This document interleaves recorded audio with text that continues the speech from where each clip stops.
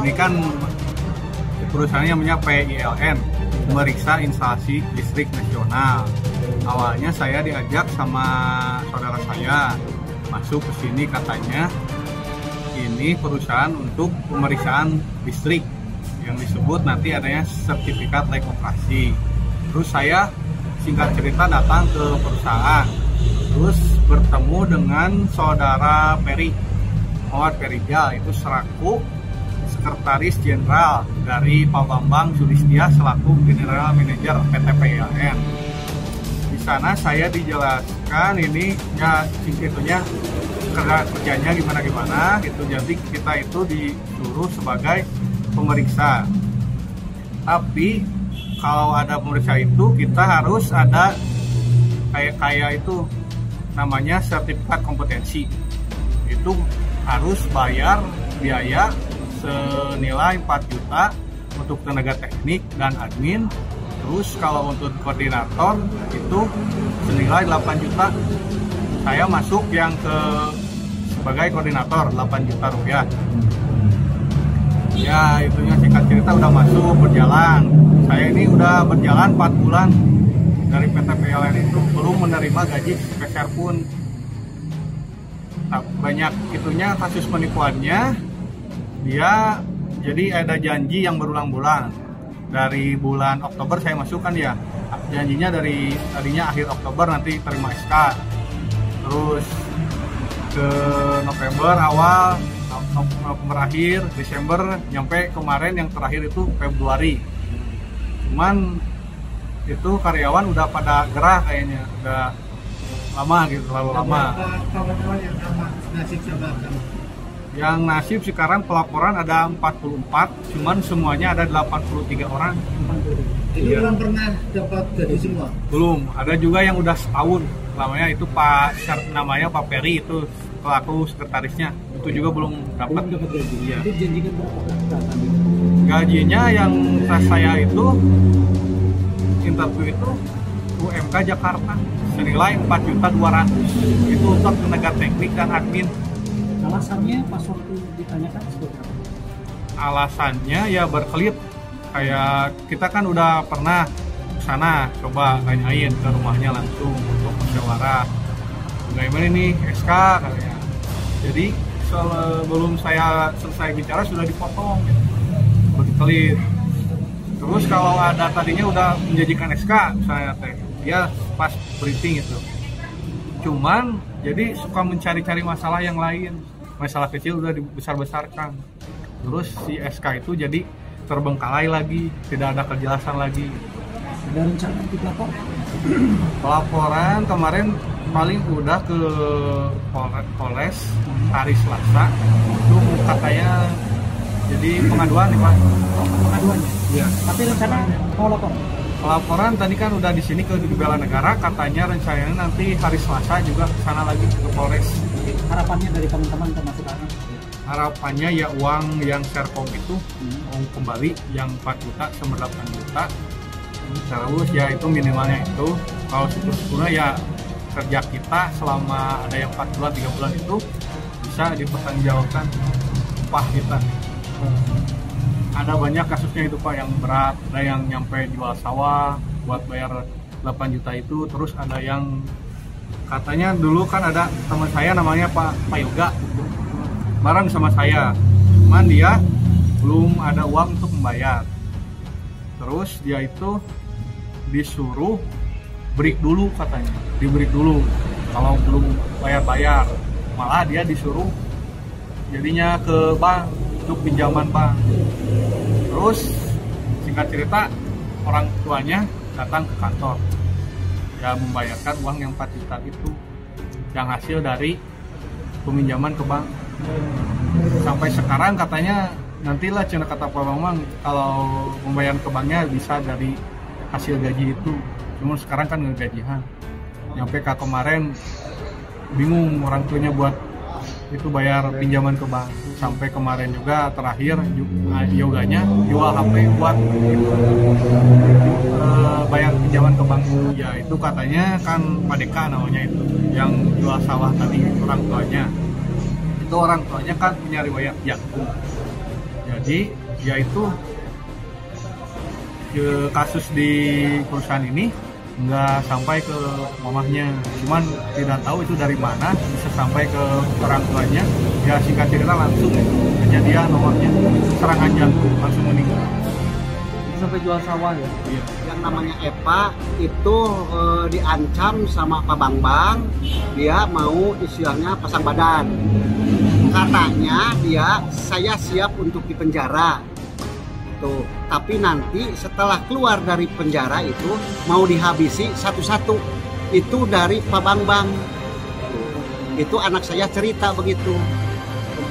Ada ancaman melalui apa itu ancamannya, Pak? Melalui istilahnya langsung lisan sana sama admin gitu kan. Setelah kejadian saya itu mendatangi perusahaan itu. Bapak mempertanyakan waktu itu? Iya, mempertanyakan karena anak saya mau dikeluarkan. Nah, terus saya menuntut, boleh itu anak saya keluarkan, tapi minta uang saya yang masuk 4 juta minta dikembalikan. Kata dari perusahaan itu tidak bisa. Itu aturan dari perusahaan ini. Saya juga menanyakan mana aturannya secara tertulis. Dia tidak bisa membuktikan gitu. Bapak ada kecurigaannya seperti apa aja, Pak? Ya kecurigaannya istilahnya anak-anak karyawan di sana itu selama tugas 6 bulan, 3 bulan itu tidak digaji, malah anak-anak itu ditugaskan lagi merekrut karyawan, suruh masuk lagi, jadi membawa lagi gitu kan. Itu kan istilah kejanggalan itu kan. Terus yang keduanya, yang kejanggalan itu karyawan tidak digaji, itu membebani listrik perusahaan itu dibayar sama karyawan dengan WiFi itu. Itu kan kejanggalan-kejanggalan. Kalau perusahaan resmi itu tidak begitu gitu. Terus yang kedua, Pak Peri itu mengatakan saya tidak menerima lowongan kerja. Itu kejanggalannya. Tapi ini nyuruh rekrut lagi gitu. Kan itu dia tidak menerima lowongan kerja. Terus anak-anak yang karyawan di sana menyuruh merekrut lagi karyawan gitu. Yang kedua kan dia istilahnya tidak menerima lowongan kerja, malah bahkan dia membayar uang seragam yaitu 750.000 itu. Berarti kan sudah diakui itu sebagai karyawan gitu. Tapi untuk apa segala bentuk pembayaran itu pakai kwitansi nggak, Pak, atau gimana? Ada kontrak kerja atau gimana? Itu hanya kwitansi itu kan. Yang 4 juta, yang 8 juta itu hanya berbentuk kwitansi yang diterima itu sama Elva gitu. Ada bukti-buktinya untuk itu uang juga absen ada, itu gak lengkap, Pak. Oke. Saya yang kedua anak saya itu ditugaskan ke Kertasari. Saya menyuruh ke anak saya itu pinta surat tugasnya gitu kan. Ternyata dia tidak memberikan. Bahkan dia bilang istilahnya udah aja keluar dari perusahaan ini gitu. Itu cuma itu jawabannya. Jadi anak saya disuruh keluar dari perusahaan itu. Harapan saya ini istilahnya ya minta uang yang 4 juta kembali, juga minta diperhitungkan itu selama kerja, minta dipertanggungjawabkan, ya istilahnya dibayar lah gitu. Soalnya banyak anak-anak yang korban, yang 83 orang itu tidak dibayar gitu. Jadi tuntutannya sama, minta dikembalikan uang yang masuk antara 4 juta dan 8 juta. Yang kedua, minta dipertanggungjawabkan selama kerja yang 6 bulan, 3 bulan, yang 2 bulan, itu tuntutannya itu aja. Ya dia cerita tidak diberikan uang operasional, bahkan dia anak-anak ditekan gitu kan, harus aktivitas cari konsumen yang itu, yang pasang listrik gitu. Dari perusahaan tersebut. Akan tetapi saya kondisi lagi di kantor Kertasari. Waktu itu saya nunggu bapak sedang dipijit, lalu semuanya tuh admin dikumpulkan. Padahal yang mau berbicara sama bapak kan hanya saya dengan teman saya. Terus waktu itu dikumpulkan semua, karena kan posisinya waktu itu mama saya habis dari kantor, lalu Pak Bambang ada omongan seperti ini. Jika saya nanti di penjara saya nggak apa-apa, tapi saya bakalan berpikir di penjara bagaimana setelah saya keluar akan saya habisi satu-satu. Keluar omongan seperti itu. Saya kan takut, saya bilang langsung ke orang tua ada ancaman seperti itu dari Pak Bambang.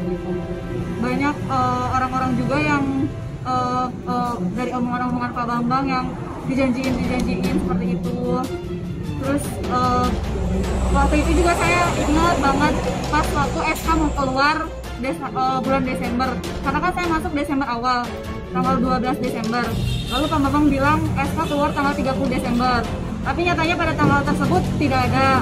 Lalu dijanjiin lagi awal Januari juga tidak ada, sampai sekarang itu nggak ada namanya SK dan turun gaji tidak ada.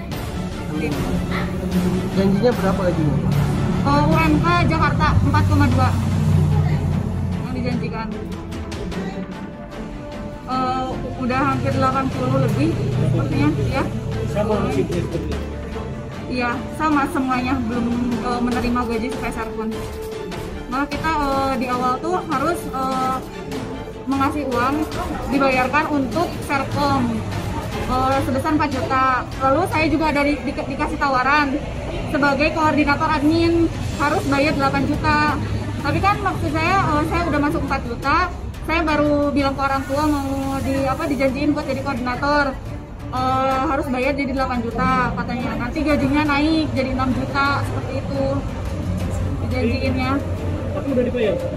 Saya tidak mau membayar karena kan saya juga yang 4 juta belum kembali uang kembali, jadi saya tidak mau membayarnya gitu. Tapi saya selalu diikutin terus jadi koor gitu, selalu dipaksa gitu. Tapi saya tidak mau.